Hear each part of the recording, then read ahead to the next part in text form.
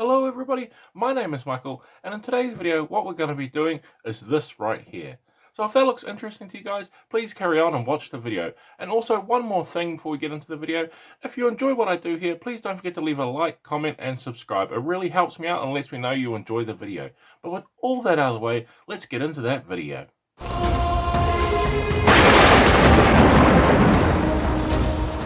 Okay, so to start painting our Dwarven Monk here, what I'm going to do is I'm going to start off with his skin. Now I'm going to give this dwarf a bit of a darker skin tone, so I'm going to use some nice sort of like deeper, richer colours for his base tone in his skin. And as, like I said, we're starting with the skin, so I want to give everywhere a good coverage. Now, any type of skin colour, of course, is going to work here, depending on what you want to do.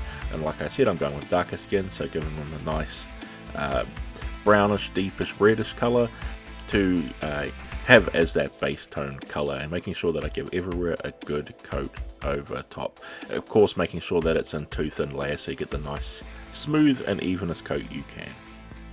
Then once we have his base tone established, we're going to come in now with a brighter color. For me, I'm going to be using this reddish flesh color here. Like I said, I'll give him sort of a dark deep reddish skin, but for you it depends on whatever sort of lighter tone you want. Now, since we're doing this monk here, he has a lot of muscles showing, especially on this miniature here, so we want to make sure that we pick out all those areas where we have the highlights going to be. So this is pretty much all of our raised surfaces, or all of the surfaces that are facing out towards the sun, and we're leaving out any of the parts that are recesses or places that are in shadow. So with this model here, we've got nice big defined muscles, so nice and easy to pick them out, and it gives a good visualization when you're looking on the tabletop from a distance at these nice big highlights on the piece. So it's just going around and pretty much painting over everywhere that we've already painted, but just leaving probably, you know, a brush width gap in any sort of segmented area to define where each of one of those muscles are. Then once we have all our muscles highlighted up, what I'm going to do is I'm going to come in with a wash now. And I'm going to be placing the wash over top, and what this is going to do is it's basically going to tie all of them together to give a sort of smoother transition between all of our highlights and our shadow parts there, while also deepening in the shadows as well. Now, this is totally up to you if you want to do it this way around. I find that doing it this way around just makes everything sort of blend together a little bit, makes everything look a little bit more professional, like I've actually intended to blend a lot of things together, so it saves a little bit of time that way, but totally up to you. You can apply the base coat, then the wash, then place a highlight over top. It's just up to your preference here. I just like it this way here because it blends in together nicely. Then once we have that complete, we've got the skin all done, so now we can start moving on to other areas of the model. And for me, I'm just going to do some of his pants that he's wearing on here. This I'm not going to go anything crazy with. I'm going to be using a very, very dark grey, almost a black, but I'm not using entirely a black because I want to have somewhere to shade it down as I need to, as well as come up with the highlights a little bit without making it look a little bit wonky in colour if I had gone with straight black. But totally up to you what colour you want to do the pants here. For me, just nice, plain and simple. It's not the focus of the model, so I just wanted to keep it a nice, simple colour.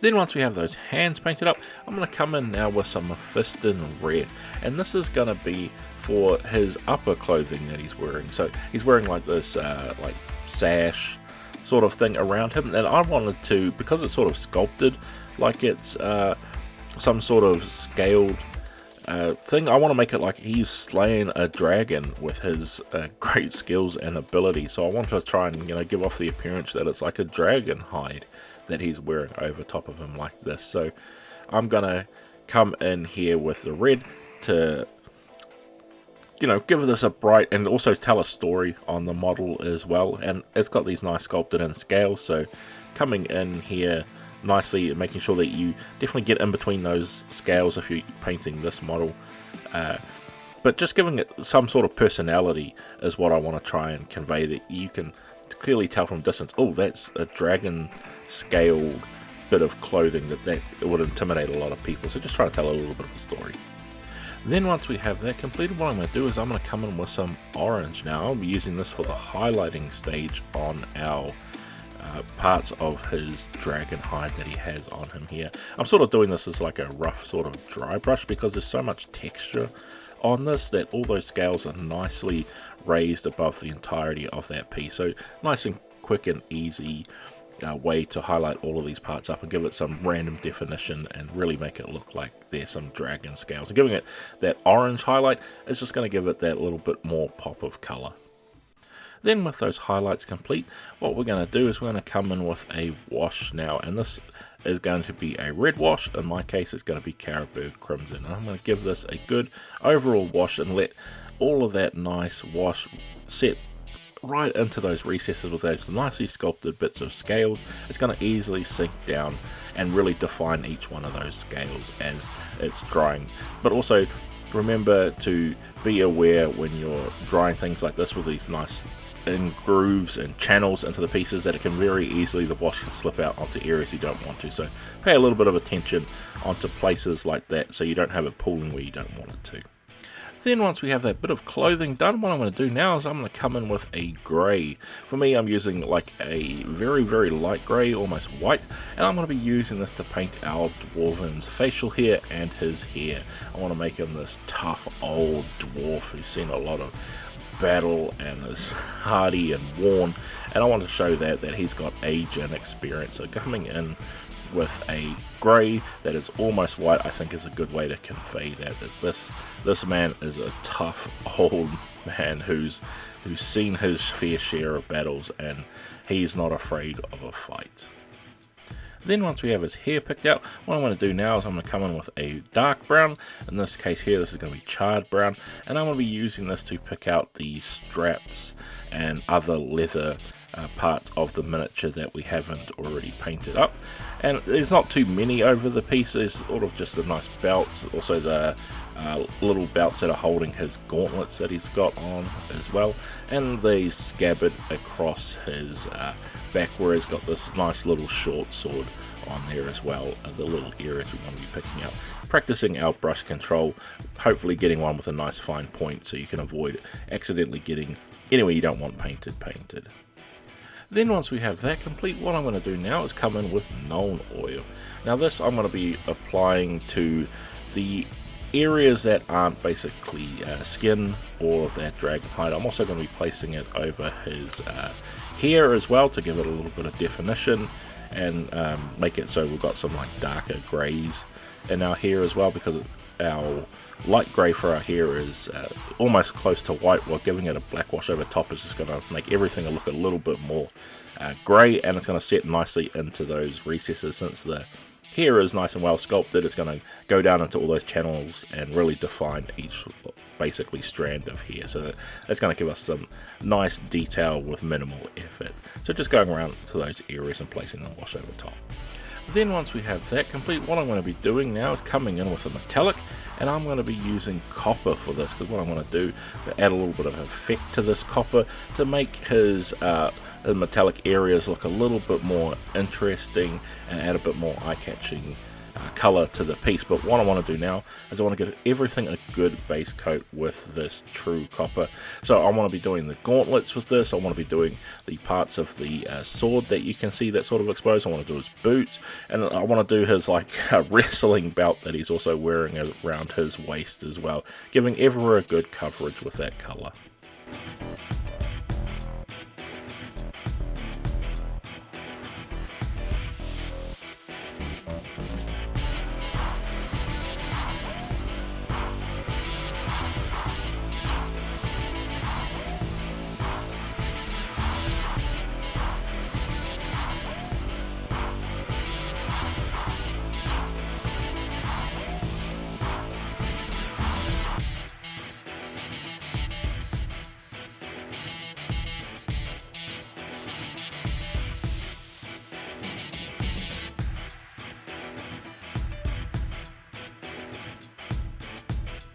Then once we have those metallic areas all complete, what I'm going to do now is I'm going to come up with some Seraphim Sepia. And this is going to be a wash that I'm going to apply to all of our metallic colors that we have so far. Now this is totally up to you what color you want to have the sort of tinted. You could also go on a little bit of a red, you could tint it just in a straight black if you want to just deepen it down. I wanted to add that little bit more coppery tone into it and give it that more like slightly tarnished look. So Seraphim Sepia is what I'm going to use to hopefully achieve this goal, hopefully especially in the recesses as well. Then once we have that complete, what I'm going to do is come back in with our orange, because I wasn't quite happy with how bright our dragon hide is, especially when we got that nice metallic color contrasting against it. I think it was just sort of leaving it just a little bit behind in the background. So I want to bring that forward a little bit into our piece by just coming back in with that orange and just picking out some of those areas to highlight again to give it that little bit more of punch. So just going around and really with a nice fine brush and really going in and catching in certain edges there to just add that little bit of pop back into the piece. Then now we've got a little bit of pop of colour back in with that hide. I'm going to add in another pop of colour, and this time here it's going to be a blue, and this is going to be nylock oxide in this case, and I want to oxidize all of that copper to show that, you know, he's an old, worn veteran of his martial prowess and fighting ability, so I wanted to reflect that into his weapons that he's got here with those nice gauntlets, and all of his sort of gear that he's got there, that it's, you know, old and worn with him, like he's been wearing all this gear for a long time. So I'm coming in with our nylock oxide or verdigris as we got here, and just picking out some areas where it would give a little bit of pop of color, but also where verdigris would sort of pop up. So I'm going for creases and places like that, just little bits that wouldn't get too much wear and tear to show off that we're getting up some oxidization and it's building up all over the piece. And this is also, of course, going to add to the fact that it's going to give us a nice, strong, vibrant pop of color and really help tie the piece together, give us something interesting to look around on the entirety of the piece. That's very sort of like warm and red toned at this point, so coming in with this nice cool oxide color is really going to just give it that contrast a really good pop.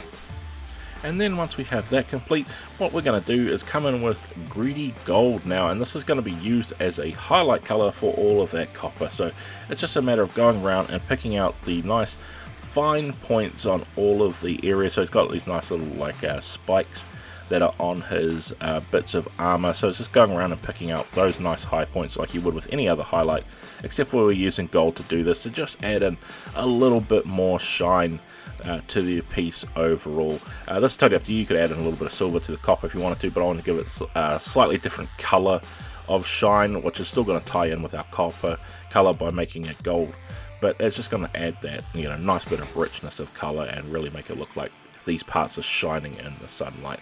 But with all that, we've come to finish painting our miniature, so let's go into those glamour shots and see how it came out in the end.